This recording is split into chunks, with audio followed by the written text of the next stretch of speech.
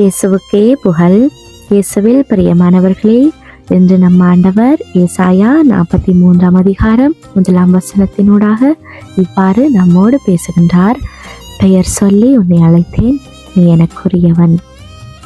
இந்த அருமையான காலை பொழுதுல ஆண்டவருடைய வார்த்தை நம் ஒவ்வொருவரையும் தன்னுடைய பிள்ளையாக வாழ அழைத்திருக்கிறது. நாங்கள் பிறக்கிறதுக்கு முன்னவே அவர் நம் ஒவ்வொருவரையும் பெயர் சொல்லி அழைத்திருக்கிறார். இந்த வார்த்தையை இன்றைக்கு இந்த நாளில் நாங்கள் கேட்கும்போது எங்களுடைய மனசுக்குள்ள எவ்வளோ பெரிய ஆறுதல், எவ்வளோ பெரிய நிலைப்பாறுதல் இருக்குது. இன்றைக்கு அநேகருடைய வாழ்க்கை கேள்விக்குறியாக இருக்குது. அப்படிப்பட்ட நேரங்களில் இன்றைக்கு ஆண்டவருடைய வார்த்தை நமக்கு ஒரு ஆறுதலை கொடுக்கிறது. ஆண்டவர் கடந்த நாட்கள் முழுவதுமாக ஒவ்வொருவரையும் பாதுகாத்து வழிநடத்தி வந்திருக்கிறார். இந்த புதிய நாளையும் அவர் நமக்கு கொடுத்திருக்கிறார். அதற்காக நாங்கள் அவருக்கு நன்றி சொல்லுவோமா? அவர் அன்றாடம் ஒவ்வொருவரையும் எல்லா விதமான பொல்லாப்புகளில் இருந்தும் எங்களுக்கு அவ்வளோ பிரச்சனைகள் வந்தாலும், வேலையிடங்களில் சரி, வீடுகளில் சரி, நாங்கள் போகிற பொது இடங்களில் சரி, அநேகர் எங்களுக்கு எதிராக எழுப்பினாலும் ஆண்டவர் அவர்களிடமிருந்து ஒவ்வொருவரையும் பாதுகாத்து தன்னுடைய சிறகுல வச்சு எங்கள் ஒவ்வொருவரையும் அரவணைத்து வந்து கொண்டிருக்கிறார். அதுக்காக நாங்கள் அவருக்கு இந்த நேரத்தில் நன்றி சொல்லுவோமா? இன்றைக்கு ஆண்டவருடைய வார்த்தை அவருடைய அன்பின் ஆழத்தையும் அவருடைய அக்கறையின் மகத்துவத்தையும் வெளிப்படுத்தி கொண்டிருக்கிறது. இந்த உலகத்தில் பலர் எங்களை அறிந்திருக்கலாம். சிலர் எங்களுடைய முகத்தை தெரிந்து வச்சிருக்கலாம், சிலர் எங்களுடைய திறமைகளை அறிந்து வச்சிருக்கலாம். ஆனால் ஆண்டவர் எங்களை வெளிப்புறமாக மட்டுமல்ல, முழுமையாக அறிந்து வைத்திருக்கிறார். நாங்கள் பிறக்கிறதுக்கு முன்னமே அவர் நம்மை தெரிந்து வைத்திருக்கிறார். அதனால தான் பெயர் சொல்லி உன்னை அழைத்தேன் என்று அவர் சொல்லுகிறார். ஒருவர் பெயர் சொல்லி அழைக்கிறது அவரோடு இருக்கிற ஒரு நெருக்கமான உறவை எடுத்து காட்டுது. ஆண்டவர் நம்மை ஒரு கூட்டத்தின் உறுப்பினராக மட்டும் பார்க்கவில்லை, ஒவ்வொருவரையும் தனித்தனியாக அறிந்து அன்போடு அழைக்கிறார்.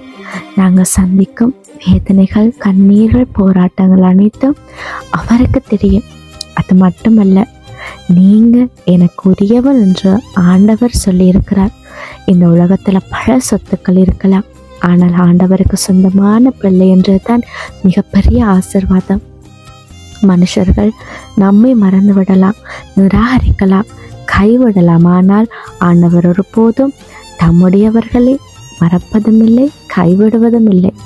இன்றைக்கு நீங்கள் தனியாக உணர்ந்தாலும் யாரும் உங்களை புரிஞ்சு கொள்ளவில்லை, உங்களை ஏற்றுக்கொள்ளவில்லை, உங்களை புறக்கணிக்கிறாங்க, அவமதிக்கிறாங்க என்று நினைத்தாலும் இந்த வசனத்தை நினைவில் கொள்ளுங்க.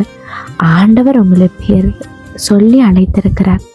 நீங்கள் அவருக்குரியவர், உங்களுடைய சிநேகிதர், நீங்கள் அவருக்குரிய நேசமான பிள்ளை. அதனால நீங்கள் உங்களை அன்போடு அழைக்கிற தகப்பனுக்காக அனைத்தையும் ஆயத்தமாங்க.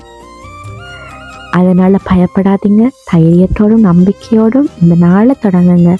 உங்களை பெயர் சொல்லி அழைத்த ஆண்டவர் உங்கள் வாழ்க்கையை வழிநடத்தவும் பாதுகாக்கவும் ஆசீர்வதிக்கவும் வல்லவராக இருக்கிறார். இந்த நல்ல சிந்தனையோட இந்த நாளை தொடங்குங்க. என்னை என் பெயரால் அறிந்து அழைக்கும் ஆண்டவருடைய நெருக்கமான பிள்ளையாக நான் வாழுவேன் என்ற இந்த வார்த்தையை உங்களோட மனதில் இருத்தி கொள்ளுங்க. ஆண்டவர் உங்களை அழைத்திருக்கிறார். நிச்சயமாக அவர் கைவிட மாட்டார்.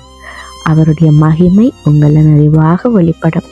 யார் யாரெல்லாம் என்னென்ன தேவைக்காக அவருடைய பாதத்தில் காத்திருக்கிறீங்களோ, நிச்சயமாக ஆண்டவர் அவை அனைத்தையும் உங்களுக்கு செய்து முடிப்பார். என்னென்றால் அவரால் தேர்ந்து கொள்ளப்பட்டவர் நீங்கள். அவர் ஒரு நாளும் உங்களை கையேந்த விட மாட்டார். ஆமீன்.